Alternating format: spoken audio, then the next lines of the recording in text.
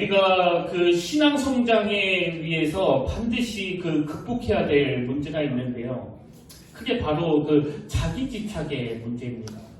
그래서 제가 이 자기 집착 이것을 사전에서 찾아보니까 이 자기 집착이라는 용어를 사전에서 이렇게 풀이합니다. 자신의 행복과 동기에만 집착하는 증상, 이렇게 자기 집착을 풀이했고요. 그런가 하면 영국의 철학자 버트런트 러셀의 책에 보니까 이 자기 집착을 나를 중심으로 세상을 바라보는 태도, 이렇게 풀이하는 글도 제가 봤습니다.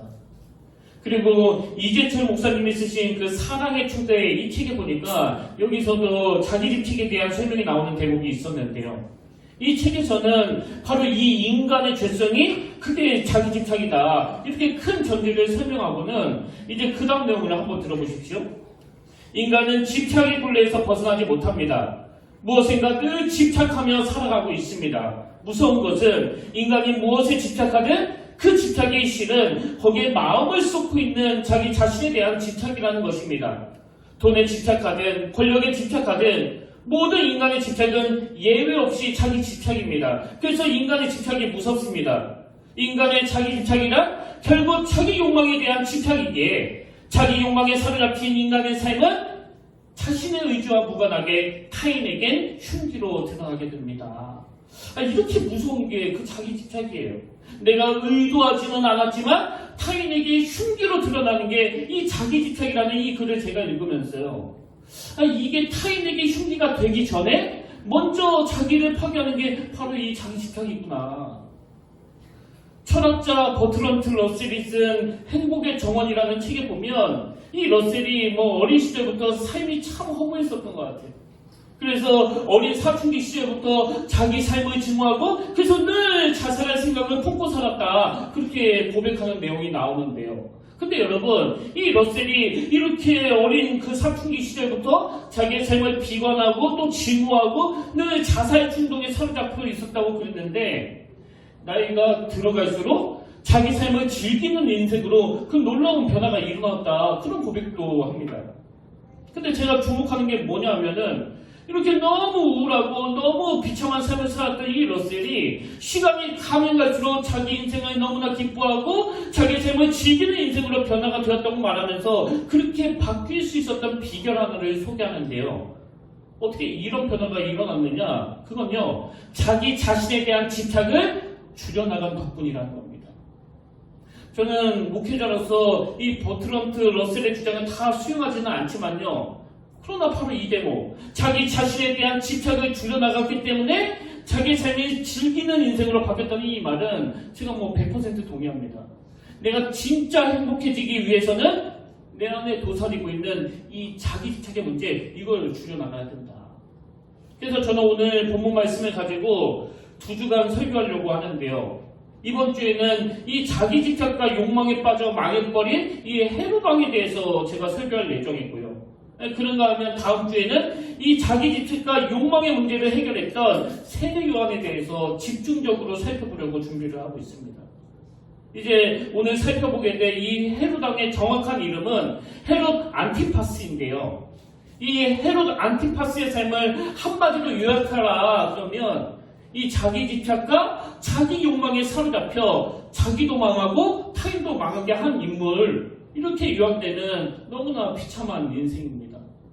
그리고 이 헤롯 안티파스의 아버지가 누군가 하면 그 헤롯 대왕이라고 예수님께서 태어나실 때 자기 권력을 유지하기 위해서 그 유아 살해를 명령했던 인물 기억하십니까? 이게 헤롯 안티파스의 아버지예요. 근데 부전자전이라고요. 그 아들 헤롯 안티파스도 똑같습니다. 자기 아버지와 똑같이 과도한 자기 집착에 빠져가지고 아무 죄도 없는 그 세례 요한을 죽여버린 인물이 바로 오늘 본문에 나오는 이 헤롯이거든요. 자, 본문 마가복음 6장 27절 28절에 보십시오. 왕이 곧 시위병 하나를 보내어 요한의 머리를 가져오라 명하니 그 사람이 나가 옥에서 요한의 목 베어 그 머리를 소반에 얹어다가 소녀에게 주니 소녀가 이것을 그 어머니에게 주니라. 이런 천인공로할 짓을 저지른 인물이 헤롯인데요. 이 배경이 어떻게 되느냐? 이 사람은 자기 이복 동생이 아내, 그러니까 우리말로 표현하자면 제수 씨에게 반한 사람이에요. 자기 제수씨에게 반해가지고 자기 본초를 내쫓고 그 제수씨와 재혼하는 이런 파렴치한 짓을 저지른 인물입니다. 그래서 그 세례 요한이 이 문제를 가지고 지적하니까 그를 감옥에 가두었다가 오늘 본문에서 이 세례 요한을 참수형으로 죽이는 짓을 한 게 그게 오늘 본문의 헤롯이거든요. 근데 제가 이런 헤롯의 모습이 나오는 본문을 쭉 묵상을 하다가 되게 흥미로운 거 하나를 발견했는데요.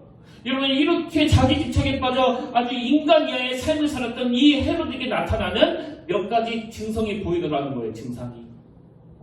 그럼 자기 집착에 빠진 이 헤롯에게 나타나는 첫 번째 증상이 뭐냐? 두려움에서 오는 강박증이에요. 강박증. 여러분, 이 본문 6장의 배경을 다 아시지 않습니까? 이제 예수님이 자기 고향 나사렛에서 말씀을 전하시는데 그 지역 사람들이 그 편견과 선입견을 가지고 예수님을 배척하고 또 예수님을 쫓아버렸습니다. 그래서 예수님이 제자를 부르시고 파송하시면서 그 제자들에게 귀신을 제어할 권능을 주셨는데요. 이제 그 제자들이 그 주님의 명을 받들어서 이 세상에 나가 그 열정적으로 복음을 전하니까 어떤 일이 일어나느냐? 오늘 본문 마가복음 6장 12절부터 보십시오. 제자들이 나가서 회개하라 전파하고 많은 귀신을 쫓아내며 많은 병자에게 기름을 발라 고치더라. 그랬더니 그 결과 14절 이에 예수의 이름이 드러난지라. 이제 예수 그리스도의 이름과 그분의 능력과 그분의 아름다운 소문들이 각 지역적으로 막 퍼져나가는 거예요. 그리고 그 소문을 오늘 우리가 살펴볼 이 헤롯왕도 들은 겁니다. 근데 이 예수의 이름이 드러난지라 이 소문을 들은 헤롯왕이 무슨 반응을 보이는가 하면 자, 본문 16절에서 헤롯이 이렇게 말합니다. 헤롯은 듣고 이르되 내가 목된 요한 그가 살아났다 하더라. 이게 완전 그 뜬금없는 이야기 아닙니까? 아니, 예수 그리스도의 이름이 드러났는데 갑자기 자기가 죽인 그 요한이 살아 돌아온 거다. 이렇게 말하는 게 여러분 되게 황당한데요. 그러나 여러분, 저는 이렇게 반응하는 헤롯의 모습을 보면서 참 이 인간이 정말 불쌍한 인간이구나. 아니, 예수님의 이름이 그렇게 소문이 나서 막 퍼져나가는데 이걸 가지고 내가 죽인 세례요한이 살아 돌아왔다고 말하는 그 심리 속에는 그 내면 안에 그 악한 일에 대한 죄책감, 그 악한 일에 대한 두려움, 이것들이 얼마나 강박증이 됐으면 이런 표현을 하겠냐고요. 그런 면에서 보면 그 우리말에 사람이 죄 짓고는 못 산다, 이게 참 진리 중에 진리인 것 같습니다. 20절에도 보면 또 그의 두려움이 드러나는데요. 헤롯이 요한을 의롭고 거룩한 사람을 알고 두려워요. 여러분, 지금 칼자루를 쥐고 있는 건 권력을 가진 이 헤롯왕 아닙니까? 그래서 이 세례 요한을 죽이기도 하고 또 살릴 수 있는 능력을 갖고 있는 건 바로 이 헤롯인데요. 놀랍게도 지금 세례 요한이 헤롯을 두려워하는 게 아니라 헤롯이 세례 요한을 두려워하고 있다는 겁니다. 구약에도 이런 케이스가 있지 않습니까? 그 사울왕. 여러분도 다 아시지만 그는 왕으로서 그 어린 다윗을 죽이려고 얼마나 쫓아다녔습니까? 그 자기 집착에 빠져가지고 그 어린 다윗을 죽이려고 했던 게 이 헤롯하고 똑같은 양상인데요. 여러분, 뭐가 또 똑같으냐? 사무엘상 18장 12절입니다. 여호와께서 사울을 떠나 다윗과 함께 계심으로, 그 다음 보세요. 사울이 그를 두려워한지라. 또 같은 반응이 15절에 또 나옵니다. 사울은 다윗이 크게 지혜롭게 행함을 보고 그를 두려워하였으나. 네, 잘 안 적었네요. 다윗이 자기를 죽이려고 하는 그 권력자 사울왕을 두려워할 것 같은데 여러분, 현실은 그게 아니었습니다. 그래서 죄짓고 못 산다는 말이 크게 진리라니까요. 조지 슈웰이라는 분이 이런 말을 했습니다. 두려움은 양심에 내는 세금이다. 이게 저에게 굉장히 와닿더라고요. 두려움은 양심이 죄에 내는 세금이다. 그래서 오늘 본문의 헤롯왕이 그런 자기 집착에 빠져 있으니까 이 두려움에서 오는 강박감에 시달리고 있는 거예요. 그런가 하면 두 번째로 이 자기 집착에 빠진 헤롯의 증상이 하나 더 있는데요. 바로 허세입니다. 허세. 자, 오늘 본문 22절, 23절에 보십시오. 헤롯의 딸이 친히 들어와 춤을 추어 헤롯과 그와 함께 앉은 자들을 기쁘게 앉으라. 왕이 그 소녀에게 이르되 무엇이든지 내가 원하는 것을 내게 구하라. 내가 주리라 하고 또 맹세하기를 무엇이든지 내가 내게 구하면 내 나라의 절반이라도 주리라 하거늘. 여러분, 지금 이 헤롯 왕이 그 어린애 앞에서 막 허세를 부리고 있는 거 아닙니까? 그럼 왜 헤롯은 지금 체면도 없이 무슨 애한테 내가 나라의 절반이라도 주겠다 이런 과장된 허세를 부리느냐?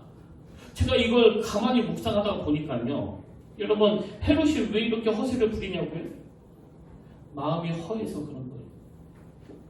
늘 자기 과시에 빠져있는 사람, 늘 자기 집착에 사로잡혀 있는 사람들의 공통점은 과시하는 걸 좋아하고 떠벌리기를 좋아하는데 그게 다 마음이 허해서 그런 겁니다.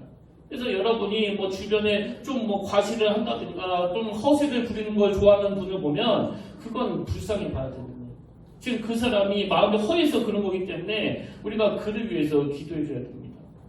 그래서 저는 이제 한교회 담임 목사가 되고 나서 하나님께 드리는 기도가 있는데 어린애 같은 기도예요.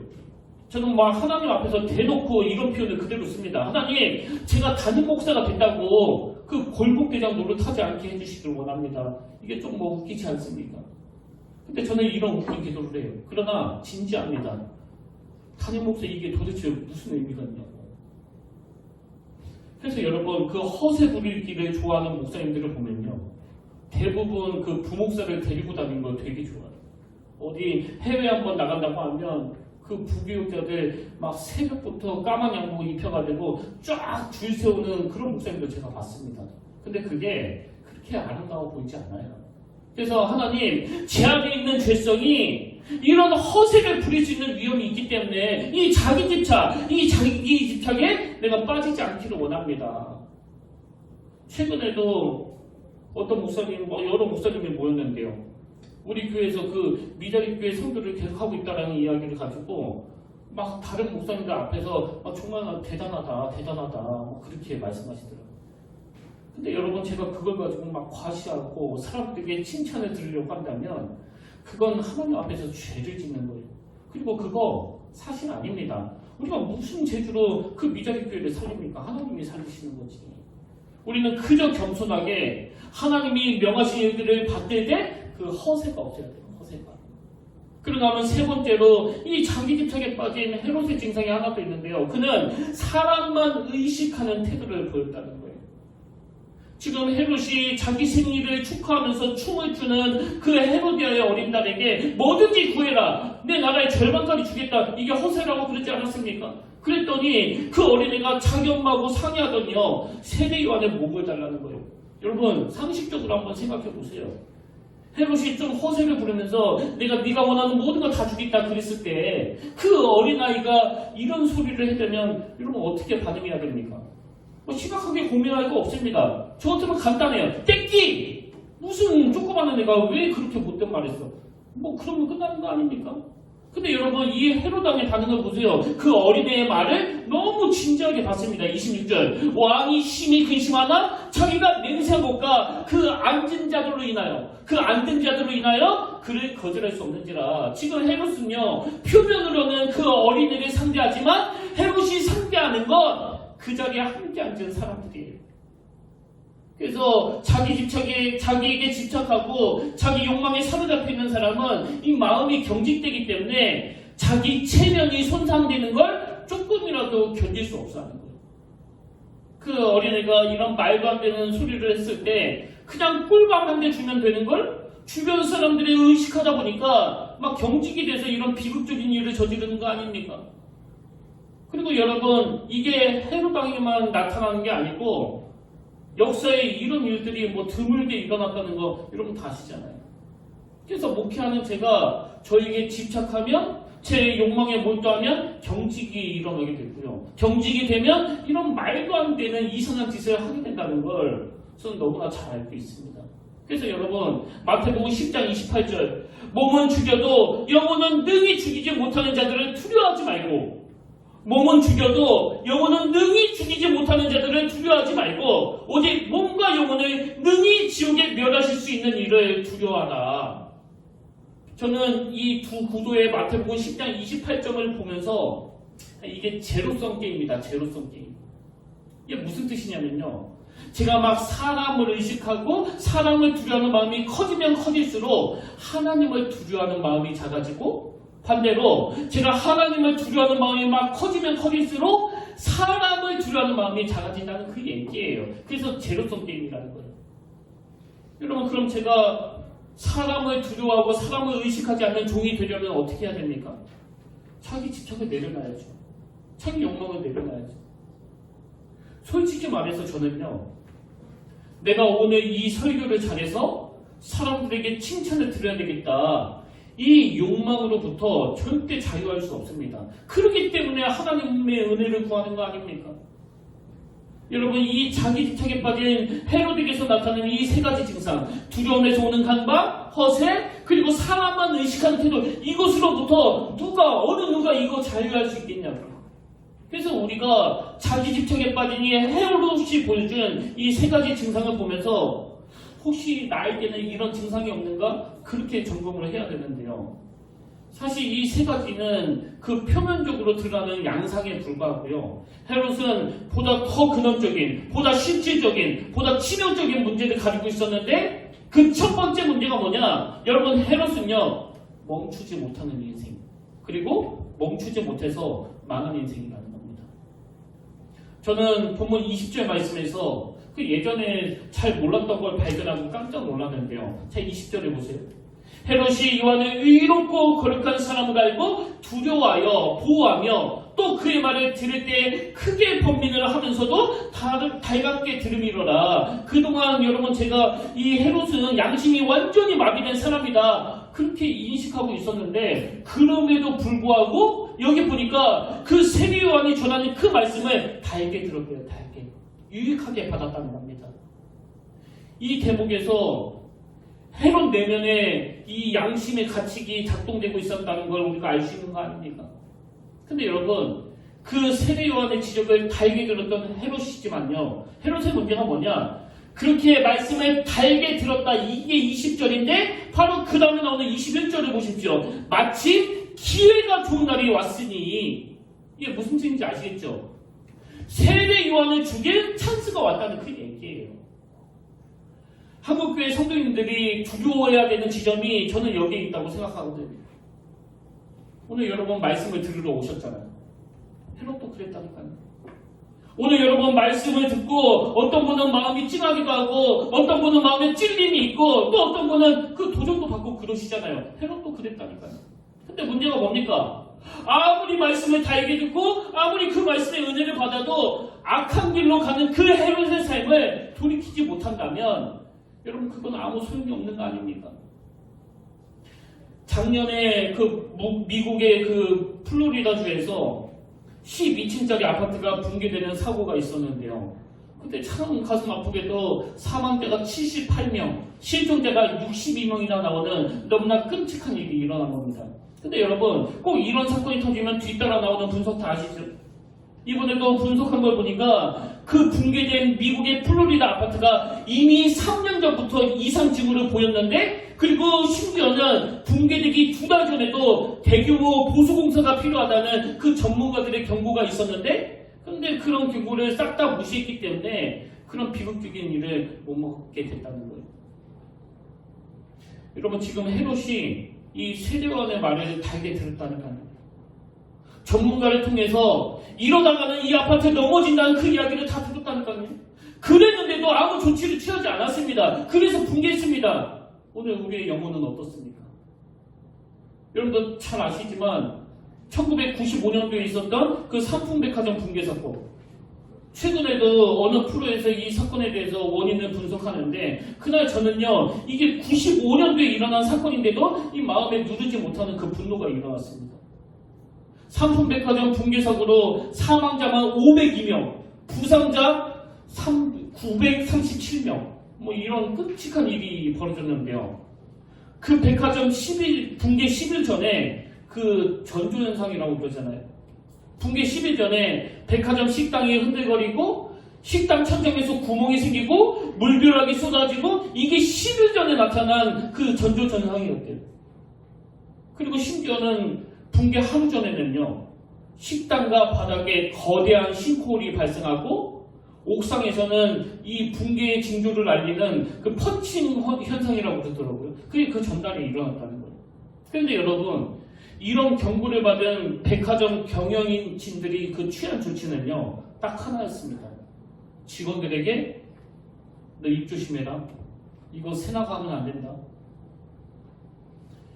여러분, 그 당시 이 경영진들은 온통 뭐만 생각했던 거예요? 무엇에 미쳐 있었습니까? 아, 이거 매상 떨어지면 안 되는데. 아, 이러다가 백화점 이미지 깨지면 안 되는데. 여러분, 헤롯이 세례 요한의 그 말씀을 달게 들었다니까요. 달게 들으면 뭐합니까? 그 변화가 없는데.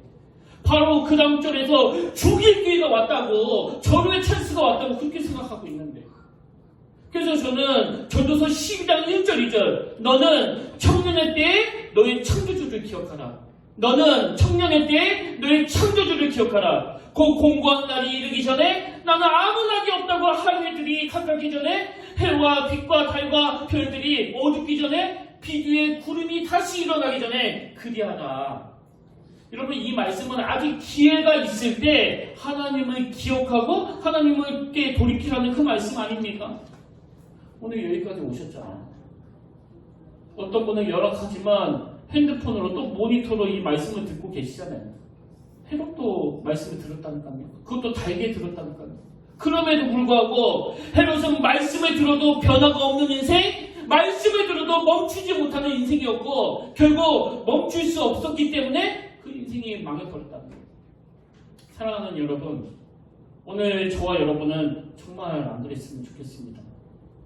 그 상품백화점 경영진들이 무너지기 하루 전에만 그 조치를 취했더라면, 플로리다 그 아파트가 붕괴되기 하루 전에만 우리 한국에서 일어난 그 가슴 아픈 상품백화점 사건을 듣고 돌이켰더라면 그 수많은 사상자가 나오는 그런 비극적인 일은 막을 수 있었던 거 아닙니까? 그런가 하면 두 번째로 이 헤롯에게 있어서 치명적인 게 하나 더 있었는데요. 그는 왜 망해버렸냐? 그냥 말씀이 스며들지 않는 인생이었기 때문이라는 겁니다. 이게 동전의 양면 같은 이야기인데요. 조금 전에 읽어드렸던 20절을 세 번역으로 보십시오.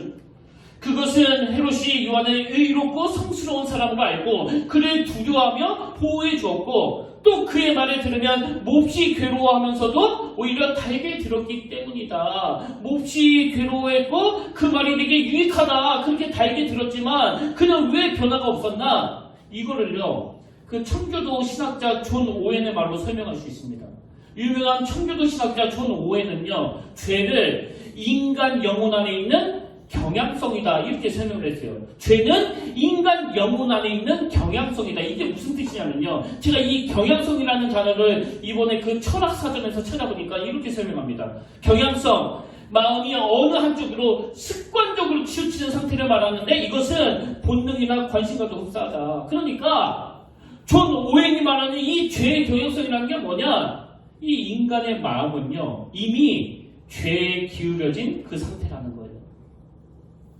그래서 오늘 본문에서 헤롯 왕이 그 말씀을 달게 들었고 그 말씀을 들으면서 마음이 몹시 괴로워지는 것까지는 갔는데, 여러분, 이 헤롯의 문제가 뭡니까? 내버려주면 양심으로 이 말씀으로 반응하는 쪽보다는 이미 내버려주면 죄 쪽으로 기우는 이 성향을 그대로 방치한 거예요.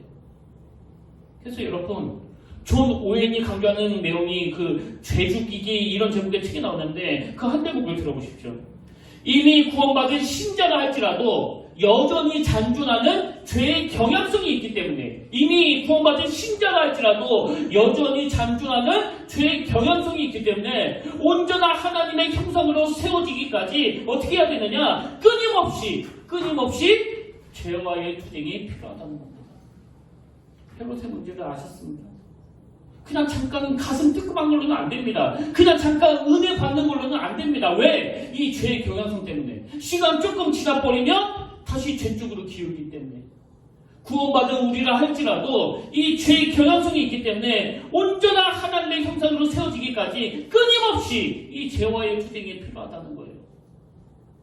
제가 어느 책에서 봤는데요, 그 알렉산더 다 아시잖아요. 이 알렉산더가 그 지경을 넓혀나가는 과정에서 막 수많은 전투를 벌였는데 어떻게 하는 전투마다 승리할 수 있었나 하니까, 여러분, 이 알렉산더는요, 전투마다 그 명확한 목표를 가지고 있었기 때문이라는 거예요. 이게 무슨 말인가 하면요, 알렉산더는 그 상대방 적들 중에서 누구를 죽여야, 누구를 생포해야 그 적들이 와해가 되는가, 여기에 초점을 맞추고 그 전투에 임했고 그 전략이 결국은 그에게 승리를 가져다 줬다는 겁니다. 근데 여러분, 이것보다 훨씬 더 중요한 건 사단은요, 이 알렉산더보다 더 전략가라는 사실이에요. 사단이 지금 뭐 우는 사자와 같이 우리로 하여금 말씀이 스며들지 않도록, 말씀의 은혜 받지 못하도록 얼마나 그 발악하고 있는지 아십니까? 그래서 저는 가끔 이런 끔찍한 상상을 해봐요. 뭐 정말 입에 담기도 싫은데요. 만약에 내가 무슨 범죄를 저질러가지고 그 감옥에 가버렸다. 그러면 내 인생은 그냥 끝나는 거 아닙니까? 한순간에 망해버리는 거 아닙니까? 그래서 제가 더 두려운 거예요. 여러분, 지금 저는요, 사실 우리 교회가 뭐 새벽 예배라든가 수요 예배를 안 드리고 있기 때문에 뭐 그렇게 매일 이 교회에 안 와도 돼요. 근데 제가 이 평택교회에 처음 왔을 때보다 더 길게 하나님과 대면하는 시간을 가지고 있거든요. 매일마다 제가 2시간, 3시간씩 기도 시간을 가지고 있는데 여러분 왜 그럴까요? 두려워서 그래요. 두려워서. 제가 오늘 어떤 공격을 어떻게 받을지 모르기 때문에, 그리고 제가 그런 죄 자리에 한번 빠지게 돼버리면 우리 성도님들에게 씻을 수 없는 죄를 짓는 거 아닙니까? 우리 하나님께 죄를 범하는 거 아닙니까? 그래서 제가 날마다 은혜를 구하는 거거든요. 무슨 은혜를 구하는지 아십니까? 내가 헤롯이 걸어간 그 길을 가지 않기를 원합니다. 그래서 저는 오늘 조금 있다가 그 결단 찬양으로 이 찬양을 선곡했는데요. 화면으로 한번 보시겠습니까? 주께 가오니 날 새롭게 하시고 주의 은혜를 부어주소서. 여러분, 지금 사단이 그 우는 사자와 같이 정확하게 우리의 약점을 가지고 공격할 때 우리가 해야 될 가장 중요한 일은 주님께 나아서 하는 거예요. 주께 가오니 날 새롭게 하시고 주의 은혜를 그냥 주셔가지고는 안 됩니다. 부어주셔야 돼요. 그럼 왜 부어주셔야 됩니까? 그 다음 가사를 보세요. 내 안에 발견한 나의 연약함 모두 벗어지리라 주의 사랑으로. 근데 여러분, 이런 일이 어떻게 가능하다고요? 주님 앞으로 나갈 때, 그분께 은혜를 구할 때. 그런가 하면 그 다음 가사를 보니까 예전에 제가 한번 설교하면서 그 설명을 드렸던 기억이 있는데요. 주 사랑 나를 붙드시고 주 곁에 날 이끄소서. 그 다음에 독수리 날개쳐 올라가듯. 제가 예전에 설교하면서 이걸 가지고 성경 원어로 설명해드린 기억이 있거든요. 독수리 날개쳐 올라가듯 보다 더 정확한 표현은 독수리 날개 펴 올라가듯이다. 왜 그런가 하니까요, 막 자기가 몸부림을 쳐서 파닥파닥 날개를 쳐서 그렇게 비상하는 건 참새고요. 독수리는 날개를 파닥거려서 비상하는 게 아니라 날개를 펴 그 상승 기류에 자기 몸을 맡기면서 날기 때문이라는 거예요. 여러분, 목회 14년 차인 제가 왜 어느 때보다도 더 긴 시간을 하나님께 집중하면서 보낼까요? 제가 은혜의 상승 기류에 올라타야 사단의 그 무서운 공격에 무너지지 않는다는 걸 너무나 잘 알기 때문이거든요. 저는 오늘 결론을 이렇게 맺기 원합니다. 한 달 전에 온 가족이 그 줌이라는 도구에 모여가지고 같이 가정 예배를 드리는데요. 그때 저희 누나가 말씀을 전하면서 그 지구촌교회 이동원 목사님의 간증을 예화로 듣는데, 저 상황하고 너무나 비슷하다 보니까 너무나 공감이 되더라고요. 그래서 여러분들께 소개해드리려고 다시 그 유튜브에 들어가서 그 이동원 목사님의 간증을 찾아서 들었는데요. 이 목사님에게는 그 자녀들이 있거든요. 근데 그 중에서 둘째 아들이 뭐 어렸을 때부터 수재 중에 수재. 자녀들 중에서 공부를 굉장히 잘했다는 거예요. 그래서 미국 로스쿨에 들어가가지고 그 국제 변호사가 됐는데요. 참 불행하게도 2년 전에 이 둘째 아들이 우리 나이로 치면 43살이라는 나이에 그만 대장암 4기 판정을 받은 거예요. 43살 때. 이 아비의 신병이 어떻겠습니까? 뭐 옥장이 무너지는 거 아닙니까? 그래서 매일 하나님께 내 아들 살려달라고, 내 아들 살려주시면 내가 하나님의 일하심을 증거하고 다니겠노라고 그렇게 매일매일 부르짖어 기도했는데요. 근데 이 아비의 발인과는 달리 그 항암 치료가 별로 좋은 결과를 거두지 못하던 어느 날 매일매일 기적을 달라고 기도하던 이 목사님에게 갑자기 이런 생각이 든 거예요. 내 아들 혹시 그냥 이렇게 천국에 가는 거 아니야? 그래서 처음으로 진지하게, 그렇다면 내 아들이 하나님 앞에 설 준비가 되어 있어야 하는데. 그래서 그때부터 이 목사님이 아들의 영적 성숙을 위해서 기도하기 시작하는데요. 막 아들의 영혼을 놓고 기도하는데 하나님이 시키신 것은 이 이동원 목사님 바로 자기 자신에 대한 회개였다는 겁니다. 내가 내 아들을 제대로 키웠나? 하나님은 정말 사랑하는 자로 키웠나? 내 아들이 로스쿨 1등으로 졸업했었을 때 그게 나에게 더 커다란 기쁨이었고 더 커다란 자랑이었지, 정말 진지하게 신앙생활하는 그것을 더 기뻐하지 못했던 자기의 모습, 또 자식이 세상에서 잘 되는 걸 더 기뻐했지 내 아들이 하나님과 가까워지는 것을 참으로 기뻐하지 못했던 자기의 모습을 하나님이 회개시키셨다는 거예요. 그러면서 자기가 아들을 위해서 기도하는데 오히려 자기 회개가 더 많이 나오더라. 그래서 그때부터 병상에 있는 아들한테 전화해가지고 계속 이런 질문을 던진 겁니다. 아들아, 너 요즘 하나님과의 관계가 어떠니? 그러면요, 그 아들이 항상 하는 말이, 아빠, 걱정 마세요. 저 지금 주님께 집중하고 있어요. 결국은 안타깝게도 그 항암 치료를 받다가 그 아들이 그 8개월 만에 하나님의 부르심을 받았는데요. 이 목사님이 하시는 말씀이 그 발인 예배, 천국 환송 예배 때예요. 아들을 보내는 마음이 너무나 슬프고 너무나 아프지만 하나님 앞에 참 감사가 터져나왔는데 왜 감사하는 마음이 생겼느냐? 아들이 주님께 집중하다가 주님의 품에 안긴 것을 알기 때문이라는 겁니다. 다시 말씀드립니다.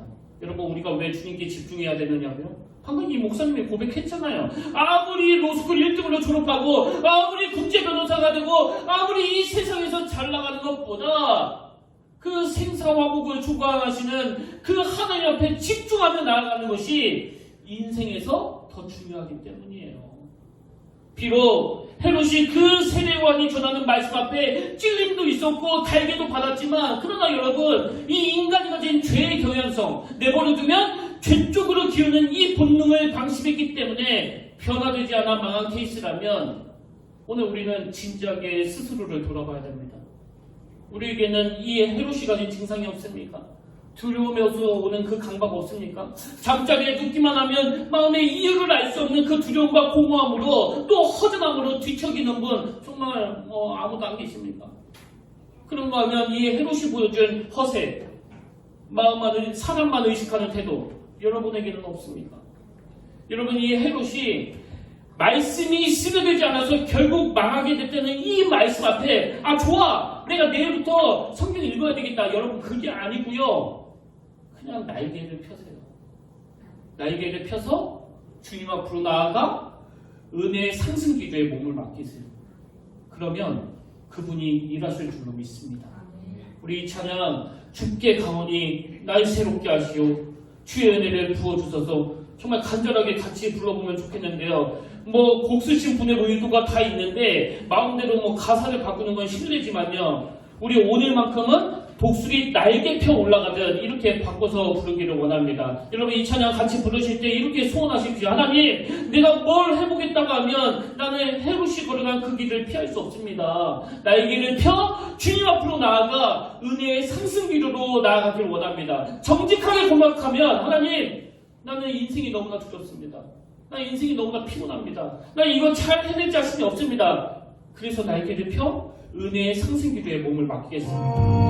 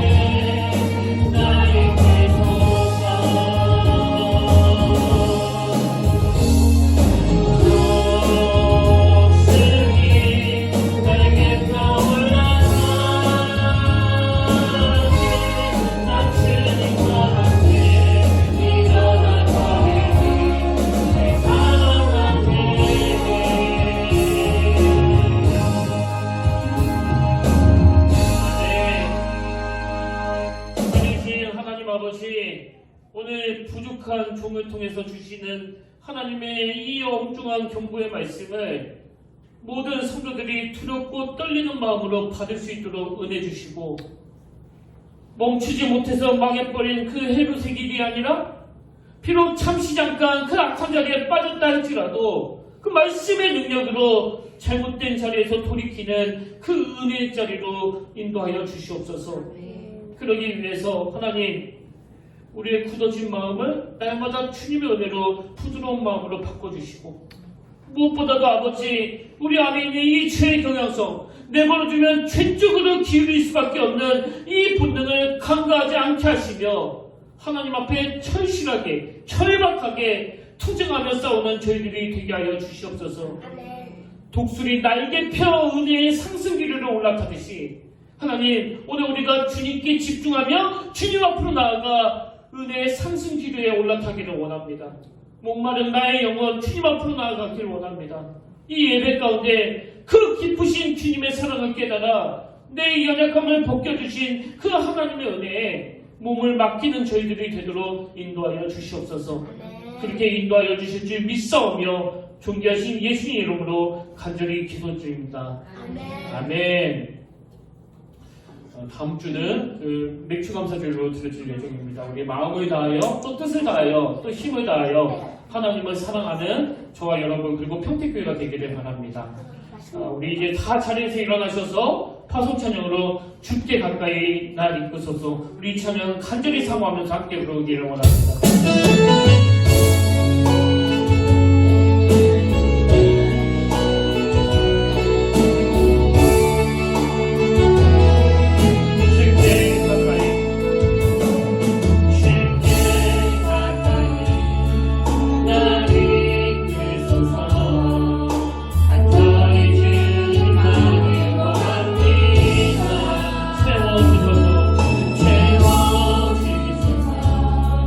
주의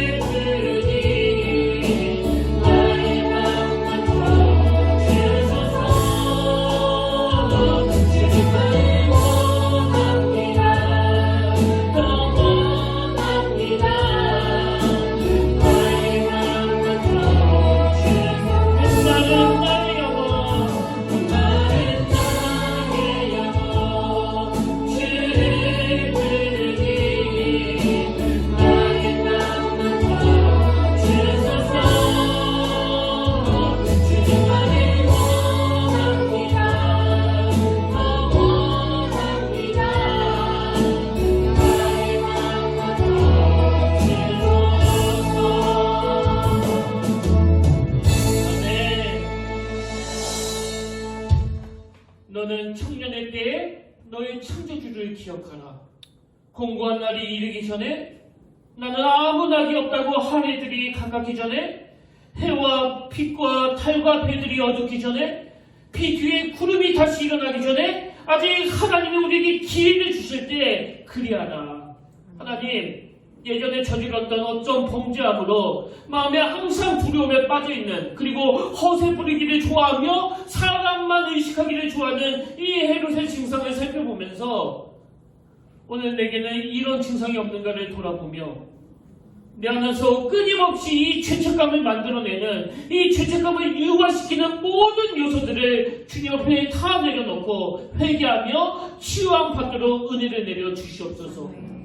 이번 한 주간 은혜의 상승 기류를 탄 자들이 어떤 은혜를 누리는가를 맛보고 경험하는 아름다운 한 주간이 되도록 인도하여 주시옵소서. 이제는 우리 주 예수 그리스도의 은혜와 하나님 아버지의 다함없는 사랑과 성령님의 감동, 감화, 위로 교통 충만하심의 역사가 오늘 주신 말씀 마음에 담고 힘으로 달려가기로 다짐하며 예배하는 모든 주의 자녀들 머리 위에 지금부터 영원토록 함께 하시기를 간절히 축원하옵나이다. 아멘.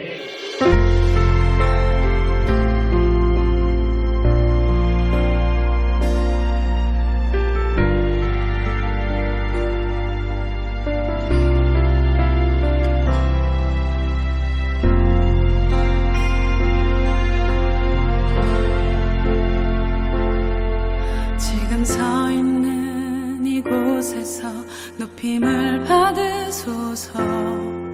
내가 밟는 땅 주님의 땅이니 하늘